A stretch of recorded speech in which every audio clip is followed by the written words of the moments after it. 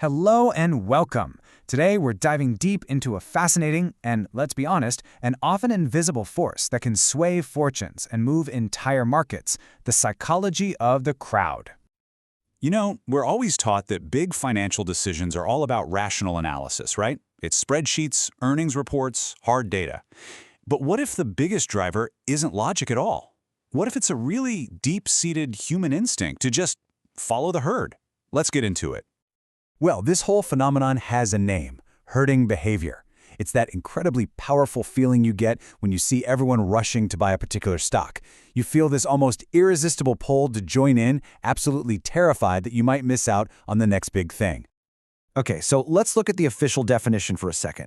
Researchers describe it as the tendency to observe what other people are doing and just follow them, instead of relying on your own information and your own beliefs. It's basically a decision to trust the wisdom, or maybe the madness, of the crowd over your own gut. And you know, it's not all the same thing.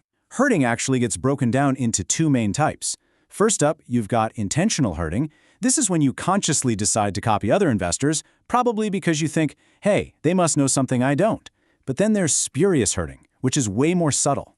This is what happens when everyone gets the same piece of news at the same time and just happens to react in the exact same way, independently. It looks like a herd, but it's really just a bunch of similar reactions to the same trigger. So, what pushes us to do this? Why do totally rational people suddenly start acting like a stampeding herd? Well, it turns out there are some very specific triggers that set it all off. The research shows it really boils down to a few key factors. When the market gets really volatile or there's a full-blown crisis, our instinct is to seek safety in numbers. Makes sense, right? A wave of negative news can spark a panic in no time. And it's not just us regular folks, even professional analysts do it. For them, it can be about career protection. Think about it. It's way safer to be wrong with everybody else than to be spectacularly wrong all by yourself. All right, let's make this feel a bit more real with a case study. We're going to take a look at the initial public offering, the IPO, for a company we'll call LSL. It is a perfect example of how a really compelling story can build this powerful consensus and create the perfect storm for herding behavior. The whole thing starts with a simple, incredibly powerful story. LSL pitched itself as a market disruptor with this new direct-to-consumer model. They cut out the middlemen, promising amazing efficiency and quality. I mean, it's a story that's super easy to understand and even easier to get excited about. And then, boom, the numbers came in to back it all up. First, just massive revenue growth, a compounded annual rate of over 32%. You can almost feel the crowd starting to lean in, right? Then you see this, a gigantic swing to profitability. We're talking about going from a loss of over $600 million to a profit of nearly $3 billion in just 2 years. Okay, now the crowd isn't just leaning in, it's starting to move. And finally, proof you could actually see and touch. Over 1,200 new stores popping up. You could literally see the company expanding right before your eyes. At this point, the story felt completely undeniable. The stampede was on. And here's the cherry on top. The products themselves were desirable. They were innovative, fashionable, and aimed at a huge market. So the story wasn't just about financials. It was about a brand people really wanted to be a part of. The consensus was totally set. That's a pretty convincing case, isn't it? I mean, the herd is charging in one direction, and it feels a little crazy to even think about standing in its way. But this is the exact moment where independent analysis becomes absolutely critical. So here's the big question you have to ask yourself.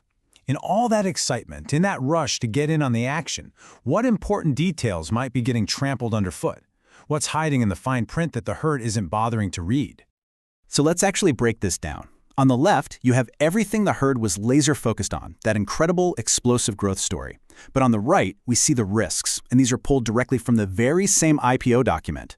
Look at these: a massive reliance on China for its supply chain, an active regulatory investigation, manufacturing plants running at less than half their capacity, and a huge amount of their operational risk is concentrated in one single facility. Now, these are not minor details. These are significant, blinking red light risks that the herd was completely overlooking in all the excitement. So, what do we take away from all of this? What does this mean for you the next time you're faced with a big decision, whether it's in the market or, well, anywhere else in life? Let's go right back to that core definition we started with. See, the real danger of herding isn't just about being wrong. It's about giving up your own thinking. It's the critical difference between simply following and truly analyzing for yourself. And this might just be the most important lesson here. The crowd isn't always wrong. Sometimes an idea is popular for a very, very good reason. The goal isn't to be a contrarian just to be different. The goal is much simpler. It's to just pause, look past all the hype, and make sure that the story, no matter how amazing it sounds, actually holds up when you look at it with your own two eyes. It really leaves us with one final and, I think, pretty powerful question.